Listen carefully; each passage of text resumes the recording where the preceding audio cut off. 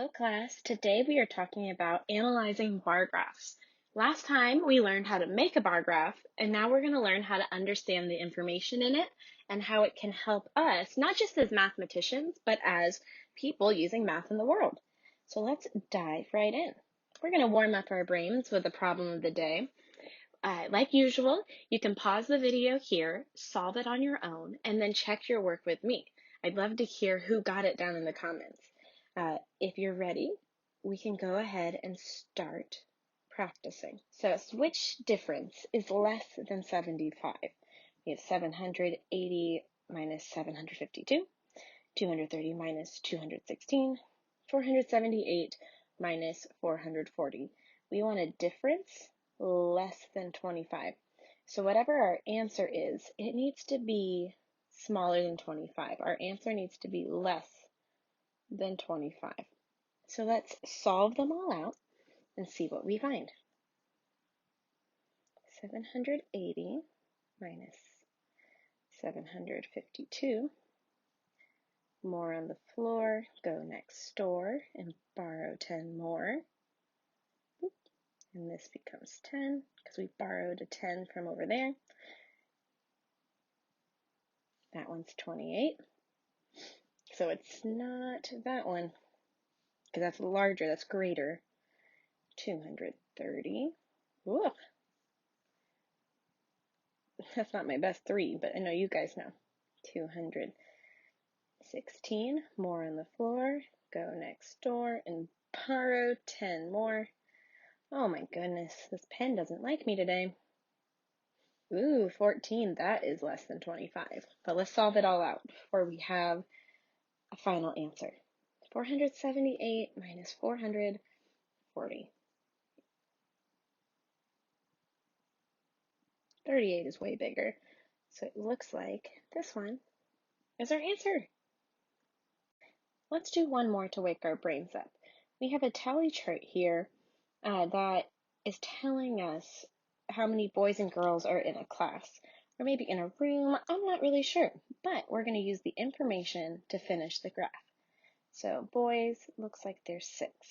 So I'm going to go into our chart, find 6, but I'm going to count just in case. 1, 2, 3, 4, 5, 6. Color it in.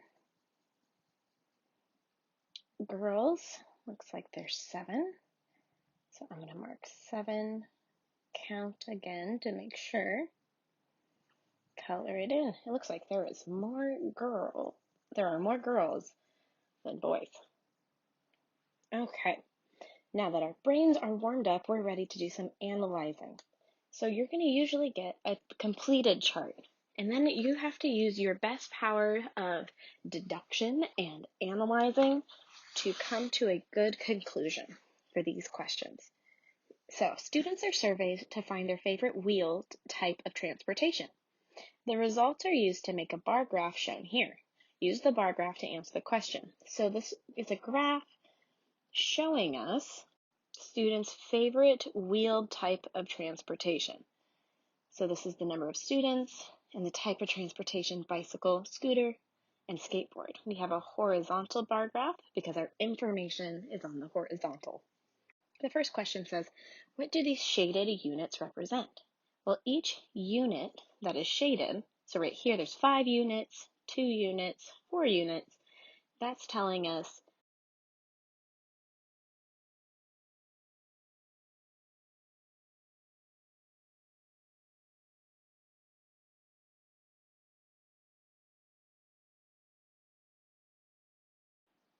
how many students like each type of wheeled transportation. Oh, that was hard to write. Well, with my pen.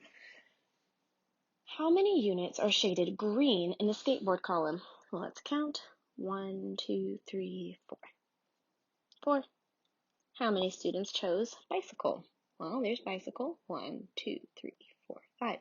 Instead of counting each unit, you can also take from the top of it and find where it lines up to. This one lines up to 5. How many students chose a scooter or a skateboard? So, scooter and skateboard. Looks like there are 2 scooters, so we need to add scooters to skateboards, which would be 2 plus 4, that's 6. And how many students were surveyed? Just like we've talked about in similar graphs, if we want to know how many students were surveyed, you add up the totals for each category. So we have 5 plus 4, take the elevator, 9 plus 2, 11 students. So we're going to go look at our Explore and Explain page. You have this one in your packets as well, and it asks you to survey people around you to see what they think a healthful dinner is out of those options. Not what their favorite dinner is, but which ones they think is a healthy dinner. Now, I'm going to use an imaginary class here, and let's say I ask 10 people what they think is a healthy dinner. And I ask, oh goodness, a lot of people say chicken and broccoli, and someone goes, well, spaghetti is healthy, it has meat in it, and sometimes vegetables, and maybe somebody says pizza to be silly, but then they go, well, there is veggie pizza and all that, and we're going to count what you got. Your results are going to look different than mine, because you'll ask family members or friends, or even me. You could send an email and I'll tell you what my vote is. So I'm going to count 1, 2, 3, 4. I made a mistake by coloring over a little bit, so just be very careful that your boxes don't go past the line. So 4 votes here, 1 vote pizza, 3 votes spaghetti, and no votes milk and cookies. I would hope not. So on the See and Show, let's read together. Owen surveyed his class about their favorite ice cream flavors. Then he made a bar graph to show the data. So first, he got the information, the data, by making a tally chart. He wrote down the flavors, chocolate, vanilla, strawberry, mint. And as people told him the answers, he took tallies. Then he used that information to make the bar graph. The bar graph is just an easier way of looking at the data. Instead of looking at the tally chart, you can really clearly see what the favorite flavor was or what the least favorite was. So let's see how many he surveyed in total. It says 21, but just to be safe, you would add up the totals for each column. 7, 3, 10. I'm going to add strawberry mint together, which is 5 plus 6. And then I'm going to add those together, which is 21. So we're going to use the same graph to answer these 3 questions before you complete the rest of the activity on your own. It says the flavor with the least votes is, well, you can almost see it without counting, that the least favorite is vanilla. Chocolate received 2 more votes than which one? My trick for finding out this is going to chocolate and counting 2 of the blocks. Then I'm going to draw a line across the whole bar graph. So which one is exactly 2 less than chocolate? Because chocolate has 2 more than a certain flavor. That would be strawberry right there. What 2 flavors did 11 students vote for? So we actually did this math on the last page. If you remember, when we added up the combinations, I added strawberry and mint together and got 11 as a total. So we already know